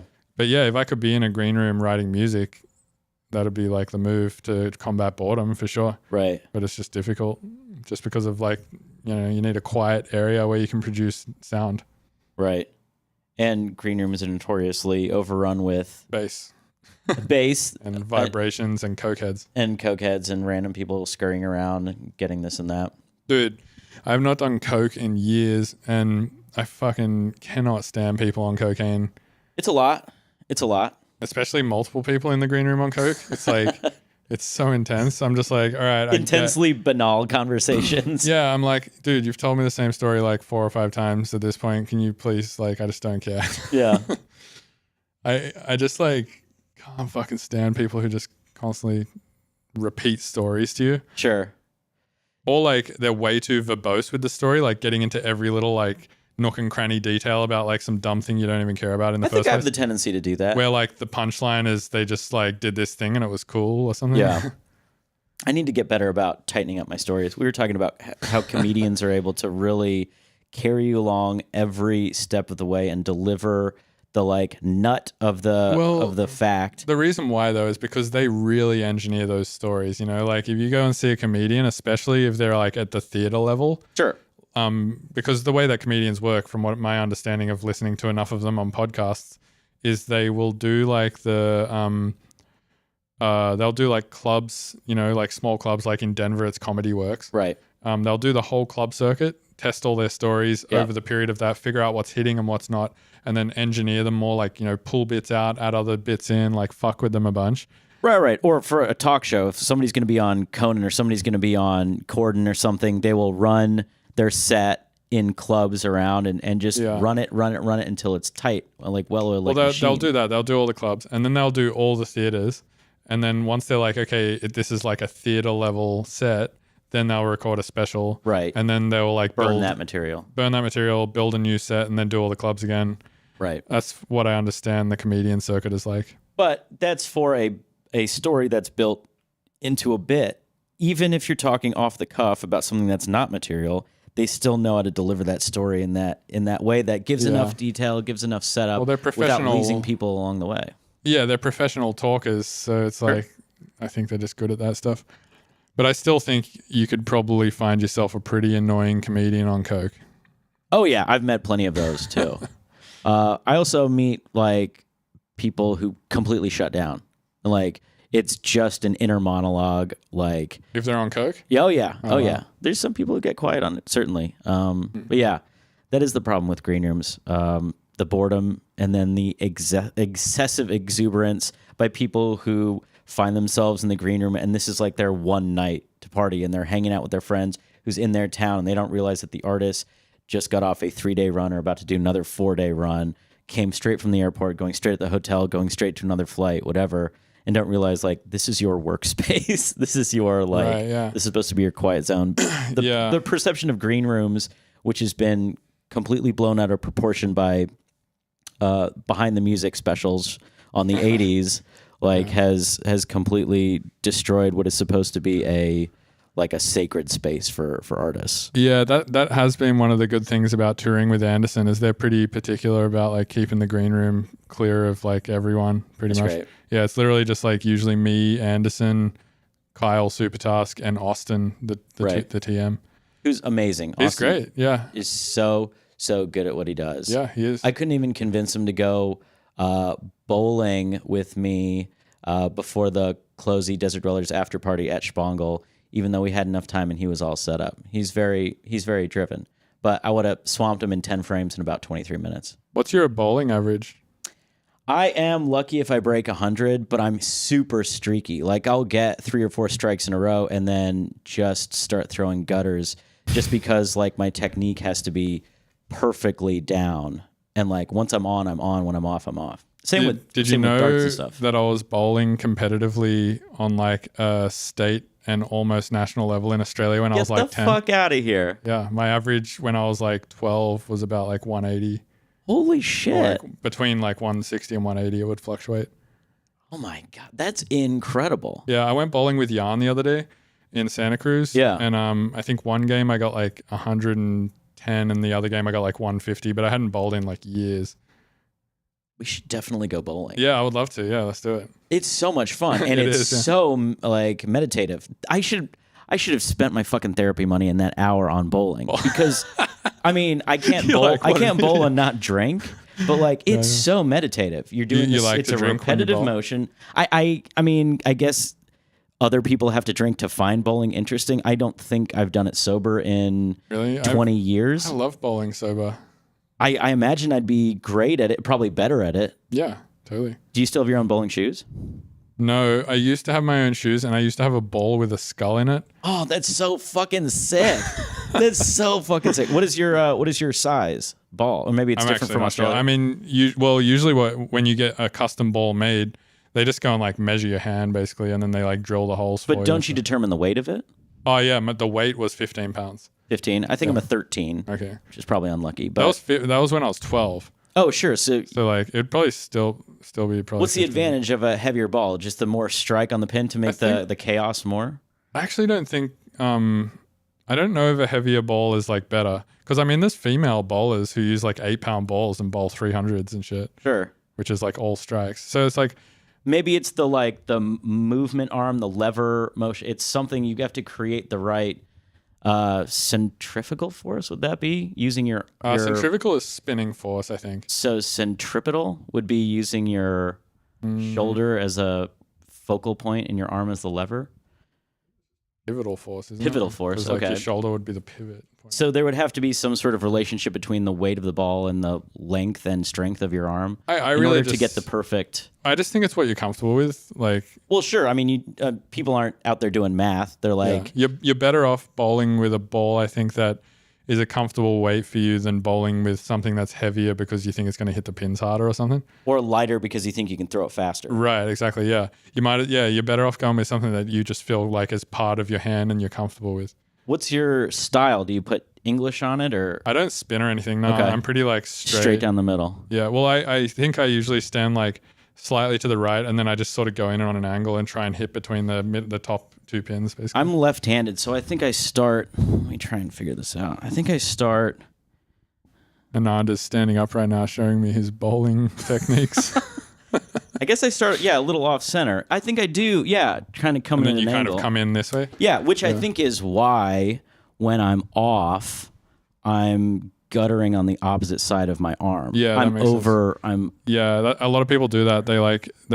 So you really want to come through and like follow your arm through, but if you let go too late, then that's when it would right. So you just got to let go at the right time. What does your back leg do when you're done? Are you kicking it back? My right leg goes behind me this way. Yeah. And my front leg, this one is the one I put my weight on. Yeah, I kick weird at the end. Yeah, like a little flourish. And what is the purpose of that? Just to maintain to get your balance? leg out of the way, to give your arm some space. Okay, that makes sense. Yeah, I mean, never taken a lesson or anything. Were you like in lessons when you were bowling at that level? Yeah, so the place that I lived in Australia was literally right behind a bowling alley. Huh. And my parents were just like, yeah, you can go bowl. And they like paid for me to be in like a league and shit. Wow. And then I did that for like maybe 2 years. And like in the league, I think you would, you would like verse other people and shit. Yeah. And they were all like teams of 2 or 4. So I was in 2 leagues, I think. And then within that, there would be like, adults there helping you like work on your technique and stuff. And you were dominating? I wouldn't say dominating. I mean, like was the level of your team just so good that you guys ended up being state ranked or like at least state competitive? Yeah, we weren't state ranked. We were definitely like, I mean, I think we were definitely competing on a state level, but we weren't like winning and shit. Gotcha. Okay. But we were definitely doing okay. Definitely at the bowling alley behind my house, we were like winning a lot. Would you hustle adults?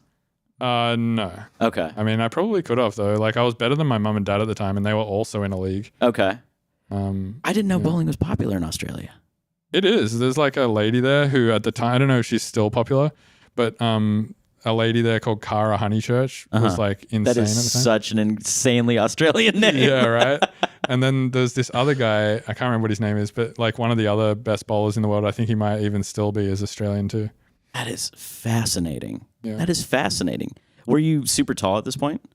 I was probably like only 6 foot or something when I was 12, maybe a little shorter.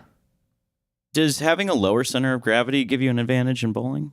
I don't think so. I think like I really don't think like short or tall makes bowling like makes you a better bowler. And you definitely don't have to be ripped, and you definitely don't have to be in shape. No, there's like fat, stocky, short, amazing bowlers.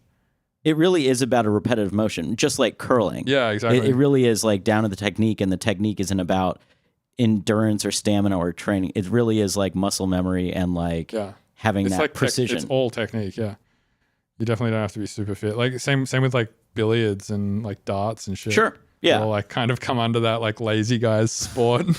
Now golf has become like super athletic. Like it used to be a bunch of John Daly's like chomping on cigars with big beer bellies. Totally. But now everyone's super trim, like working out, big arms, because there is an athletic part to it. Like at the end, it's finesse. At the end, it's like bowling when you're like putting and shit.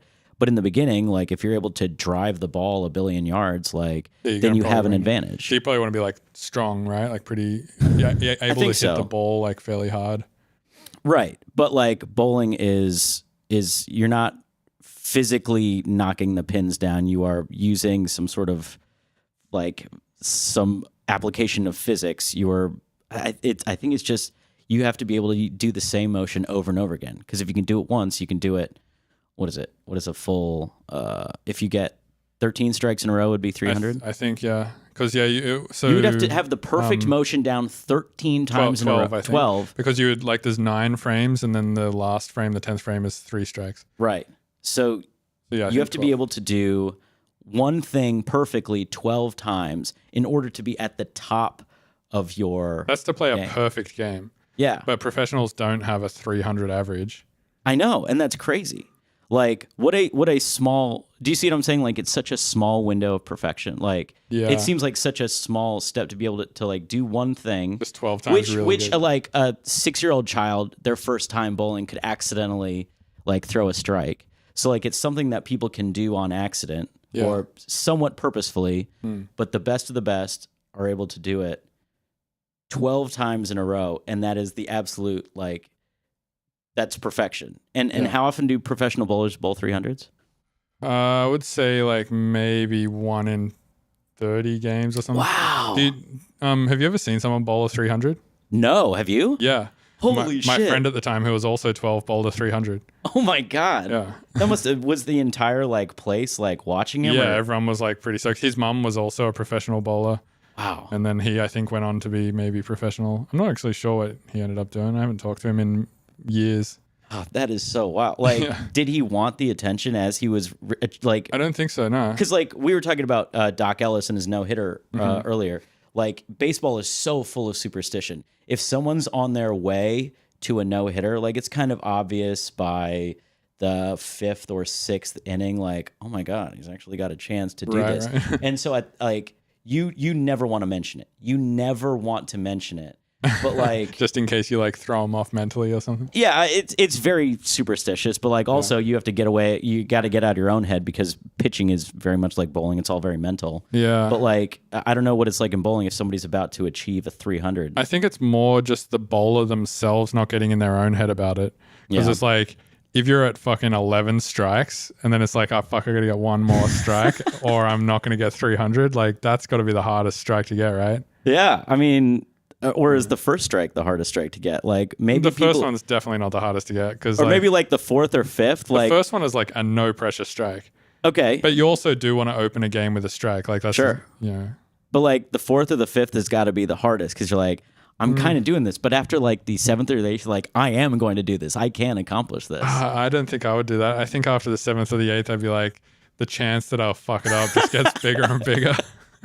I wonder. Oh man, That's kind of why I like DJing though. It's because like no matter like what's going on at the time, you're like, this is all malleable. Like I can constantly fix this. Sure. I kind of like that. You don't feel like. Well, yeah, I guess that totally makes sense. Like with DJing, you can be like train wrecking and like kind of turn it into a vibe. Do you think it's easier to train wreck now because like people expect a certain level of experimentalism, No, especially in this scene? No, I think I've become way less susceptible to train wrecking just because I've had way more experience now. Sure. But also back in the day, I was playing way harder to mix music. Yeah. And I was a less good DJ. Yeah. Now I'm a better DJ and I'm playing stuff that's easier to mix. You used to really be down on your own DJ skills, and even as recently as like 2 or 3 years ago. Yeah, I think I like picked it up pretty hard in the last few years. Yeah. A lot of that actually was because a lot of it came from like chatting with friends. Yeah. Because I was like, I realized this is a problem that I have, and I realize it's like an area of my career that I want to like lift up. Sure. So I was chatting with like Sodown a bunch about DJing, even though he's like not really a DJ. He does everything out of Ableton. And he plays sax too, right? Yeah.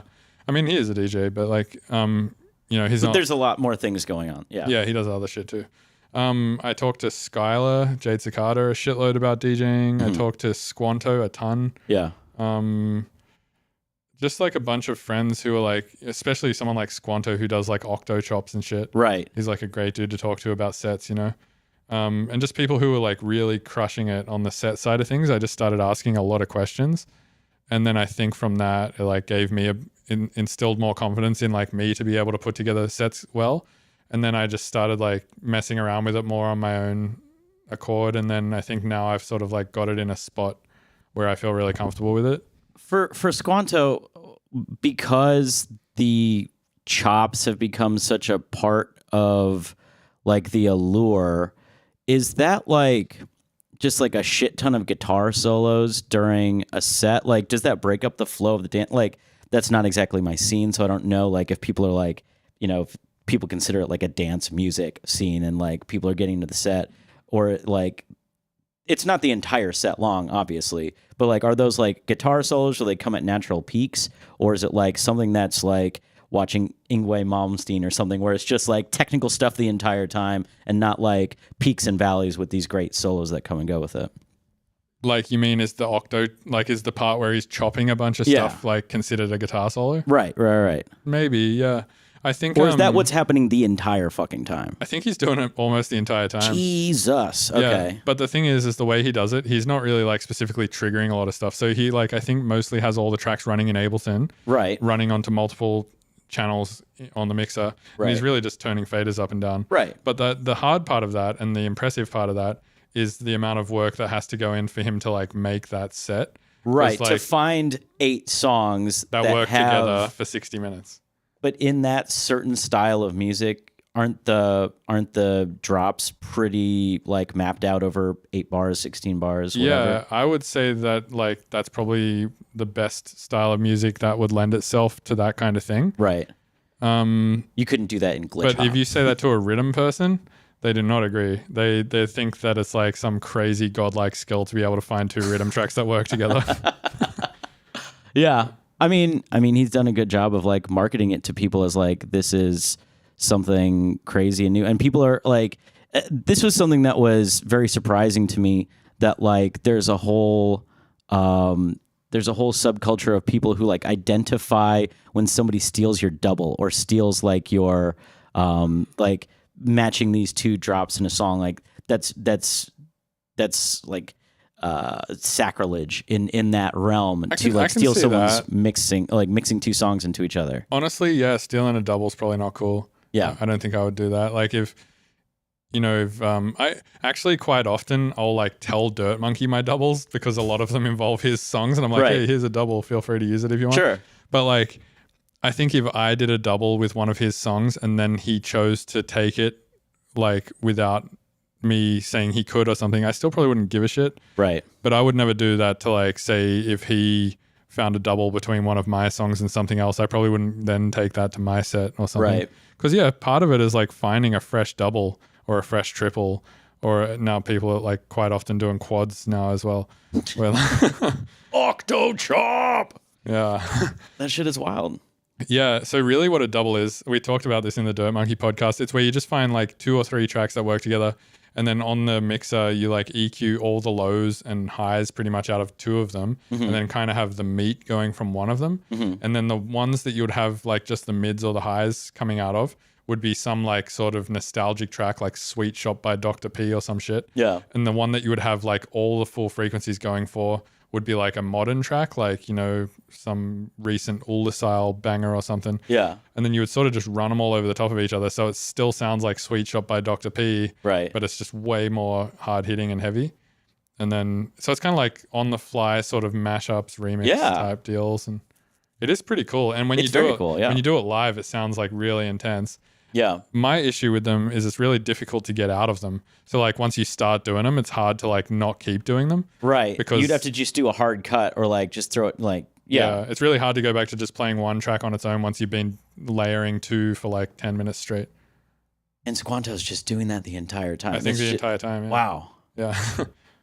I saw one of his sessions, one of his Ableton sessions for how he builds it, and it's fucking intense, man. There's like 100 channels of just tracks. Because he was building a set when I was there that week for some shit he was doing in Hawaii or something. Yeah.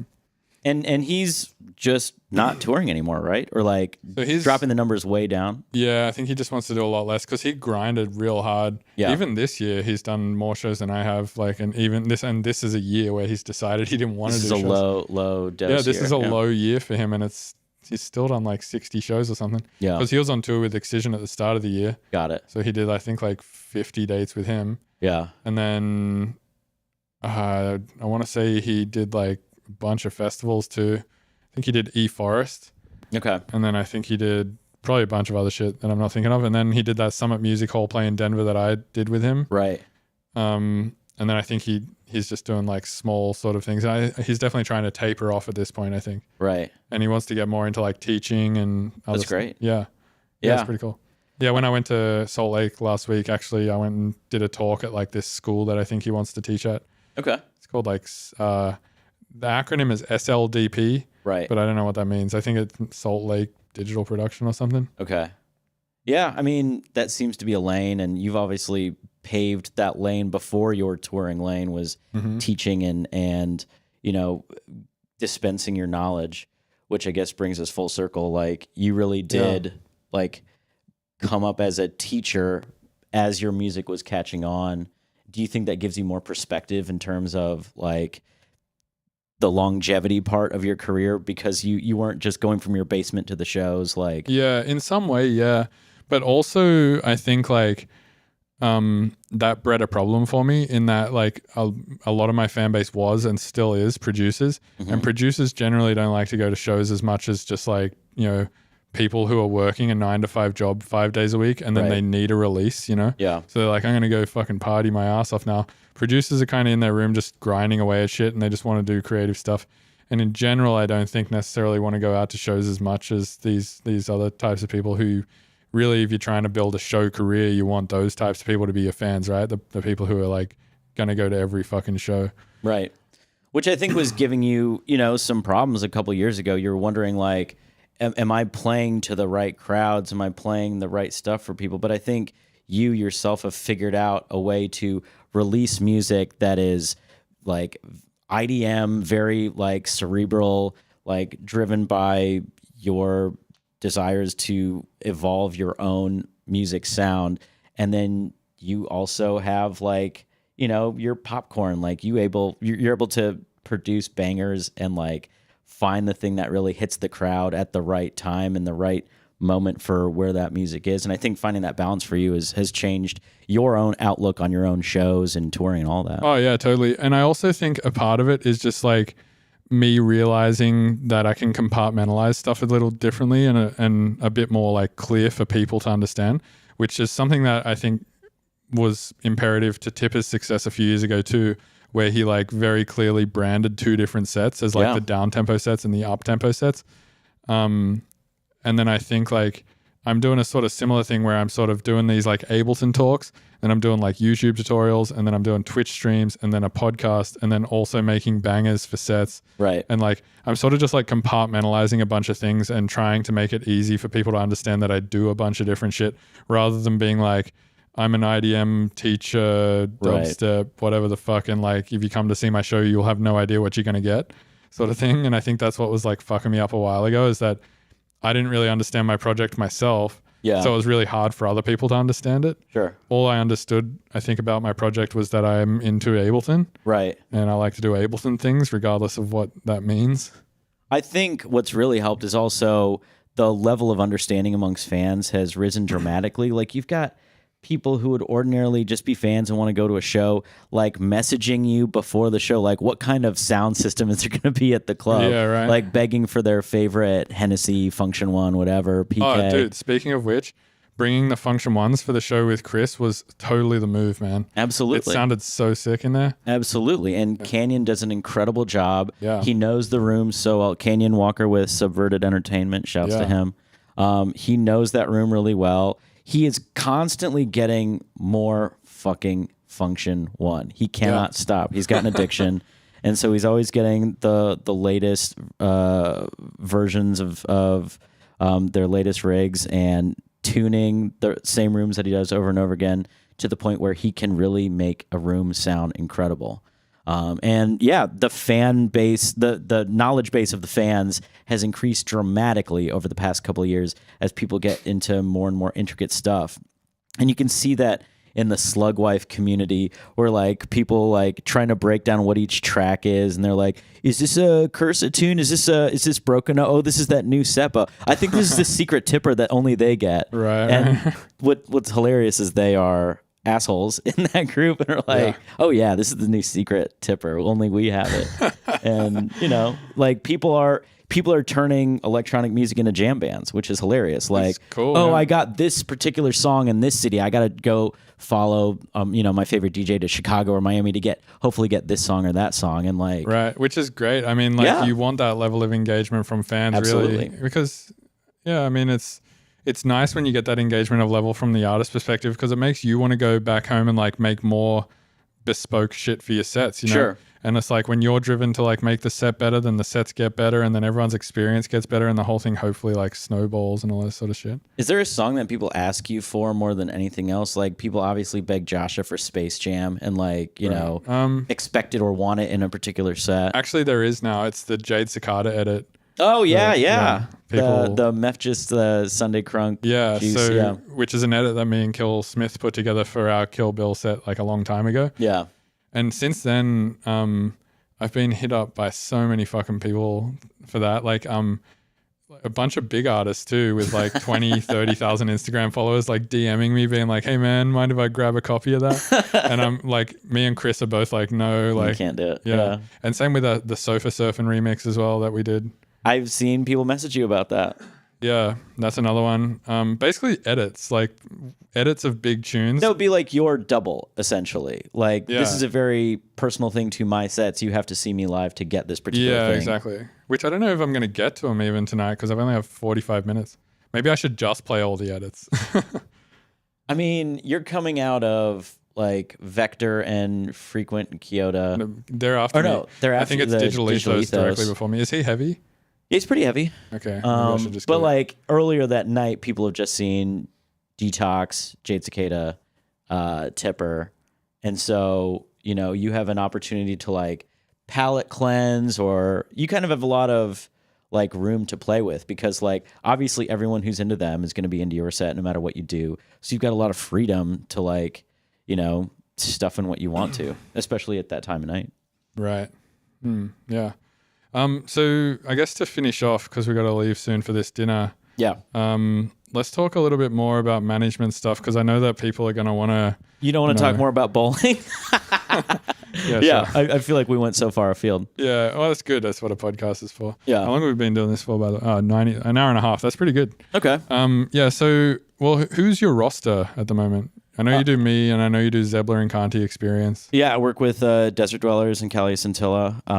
Black Carl is someone that I am like super excited about right now. He's got that project with Aaron Vector, who we'll see later tonight. Integrate. Dude, that shit is sick. It's really, really cool, and they're starting to get some cool opportunities about that. And, you know, fans are just freaking out about them, and they're so pure. They're like two goofy best friends Christian, from Birmingham, Arkansas people, just like so fucking happy and like stoked. And like Carl still texts me and freaks out when like big people DM him for his songs, right? Or like he hears someone play, so like Cursa drops a Integrate track out at a big place. He's still excited, and that like gets me excited because, you know, it's easy to get jaded in this industry and really, you know, be able to think of this as a job and not get excited about the big things that happen. If you put your, like, if you're able to like rewind the disc of your mind and get back to when you're 14 and think about the things that you're complaining about now, or like I have to fly everywhere, and like if you're able to just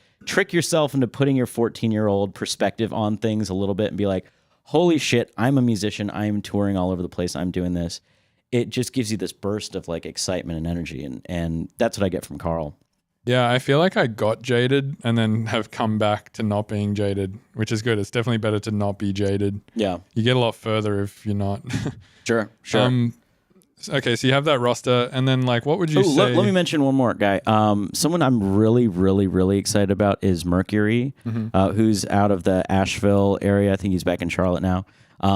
But he is making such incredible slow music, like slow dubstep, like very, very calculated stuff. And he's kind of on the spiritual tip and listens to a lot of Indian music and like takes a lot of Eastern influence and time signatures and like resonant frequencies and all that and mixes it into his stuff. But like I'm able to see him move rooms with incredibly slow, like meticulous music and like very spatial, spiritual music. I feel like that shit's happening lately. Like It's Charles cool. the First does Charles that. is doing that And too. Closey too, really. Like, I mean, it's kind of slow, soft music, but it has like some form of energy to it that really moves people. There'll be a little bit of bass to like feel it in your chest, but they're able to move audiences and rock audiences with like very beautiful flowing music. And I think that's very important right now because you know, we get into that bro step arms race and the granular sound design type stuff and try and get like all crazy and all, you know, as over the top and brash and bold as possible. And I think every so often things reset and you get the Closies and the Charles the First. And like very beautiful That's music. kind of like I feel like Flume was that to the Skrillex era. Absolutely. Okay, so you have that roster. What is generally your job for like those artists, and is that job different for each artist? It is, and you know it varies from artist to artist, and also what hat I'm technically wearing at the time.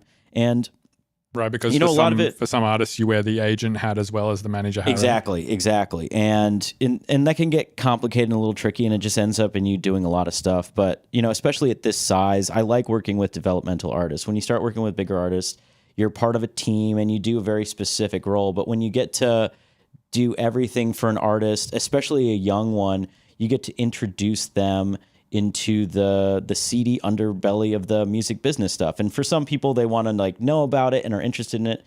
And a lot of people are just like, I don't give a shit. I want to sit at my computer and make music and not deal with any of this stuff. So you can be educator, or you can just be an advocate and take things off their plate and be like, I'm going to take care of this for you. But you know, an agent very generally goes out and finds you shows to plays, reaches out to promoters, reaches out to venues. Sometimes promoters work hand in hand with the venues to have standard weeklies or monthly events, and you just make those connections. And because you have a roster to begin with, hopefully they trust you when you bring a new client on, and they're like, you've brought me some good clients to play these shows in the past, so I'm going to trust you with this.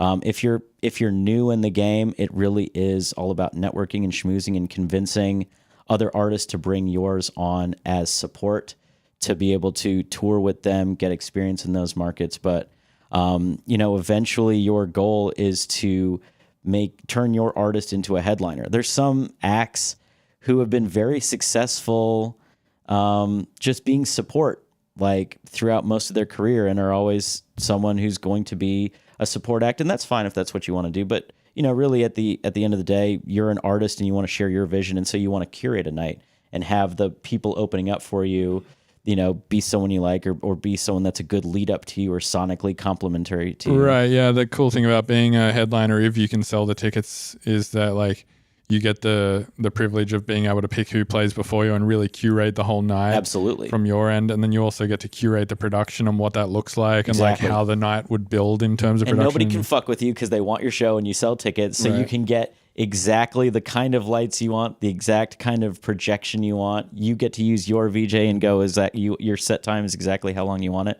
When you're first in this business and when we're working with smaller artists, sometimes you get pushed around a little bit. And sometimes you have to take deals you don't want to take because you don't want to miss out on an opportunity. And sometimes, you're like playing in Billings, Montana for $400 on a Tuesday night or something. Right. And you gotta hold your clients' hands through those parts and say, this is the grind it out phase. This is the hard work you have to do to get into all these markets, to build up your fan base, to build your name, because eventually you will be a headliner and people will become lifelong fans if they saw you in Billings, Montana in 2015 and you rocked the shit out of that show with 10 people in it.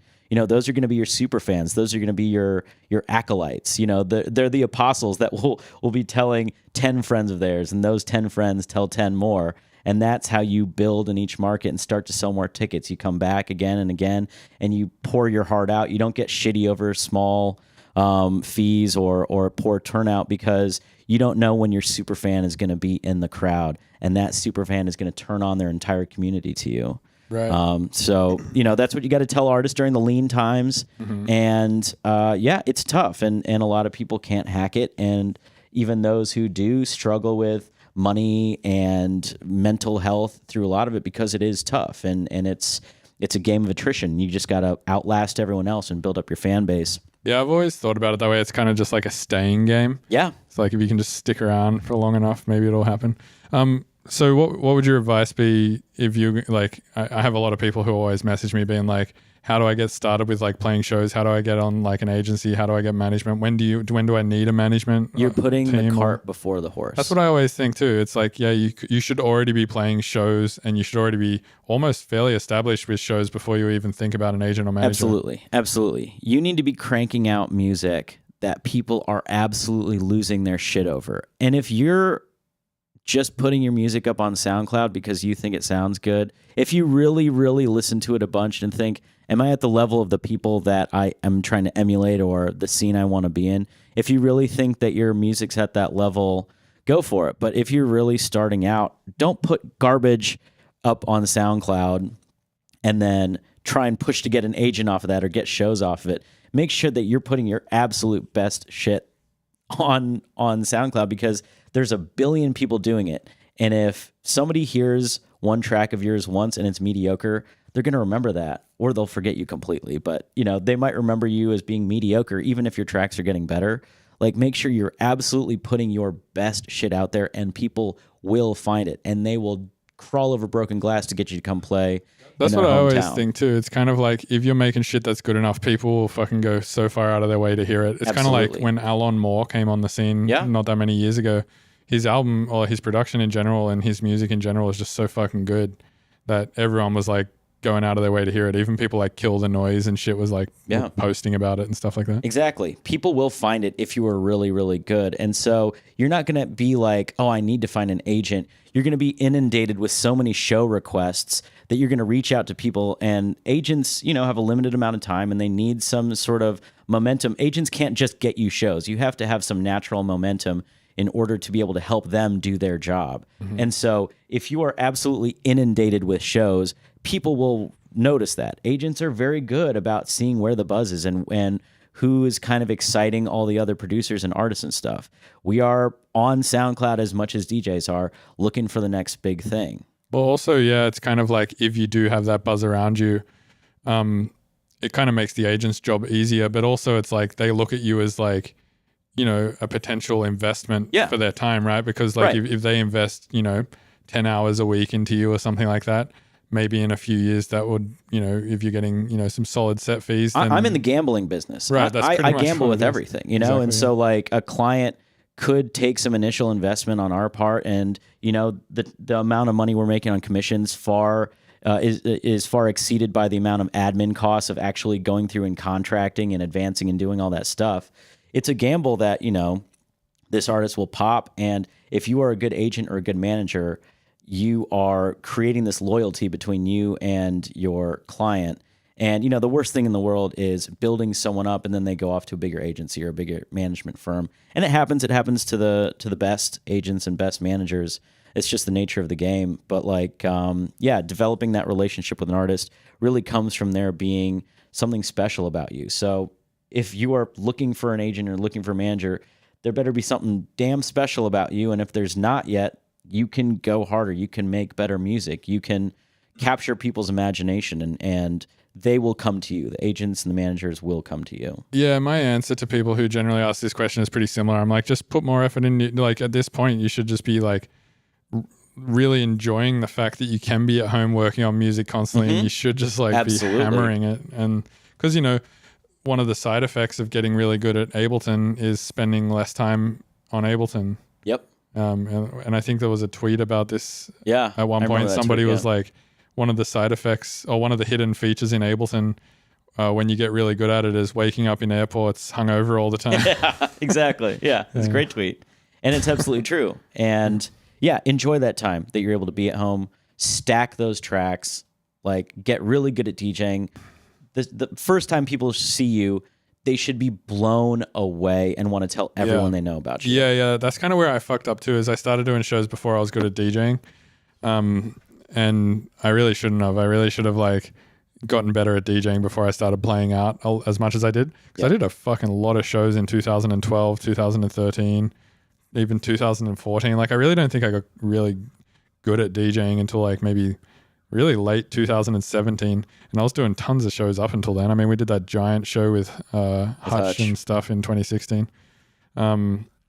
You weren't DJing at that point. You were basically like I was like band. a live set. Yeah. That was kind of different. That was nuts. Great and very cool. And someday maybe you'll do it in a different way. Yeah, I think so. I think it's just a matter of like getting paid enough and like having enough want or need to do that. But I'm really happy at this time treating DJing kind of like stand-up comedy. Absolutely. It's literally just like I'll like work on bits. Yes. And then I'll just throw all these bits into my set. And then like, every day I almost have a new set now, which is like I played in Minneapolis last night and tonight the set's going to be different. With the live set, that's not possible. And you are actually making jokes with your music at the same time too. Like you have a very irreverent sense of humor. And so like you will do things that are actually funny. Like you want to elicit a response from the crowd, not just dancing or banging their heads, but like you will sometimes do things that are very funny. And like playing that blocked edit. Yes, exactly. Shouts to Supercilious on that one. Yeah. He's at Le Spectacle tonight. Oh yeah, he's doing a live show, right? Yeah, his life band. Bunch Of fucking Tool nerds. Yeah. Where's that at? Rhode Island. Oh, with the Reliquarium crew, I want to say. Crazy. In Providence? I think so. Rhode Island is probably just one city large, right? Like I don't know anything about my New England geography, but I think Rhode Island is such a small state that it's basically Providence, and if you're not in Providence, you're in Connecticut. Right. Cool, man. Well, I appreciate you coming on the podcast. Of course. That's like I don't think we talked about anything of use more than 10% of the time, but hopefully in that 10% there was something It'll be fine. useful. Yeah, I'm sure. But we only get to talk about business, so this was fun to be able to talk about bowling and shit. And climate change. Yeah, fuck yeah. All right, cheers, man. Thank you for listening to the Mr. Bill Podcast. Thank you for listening to the Mr. Bill Podcast.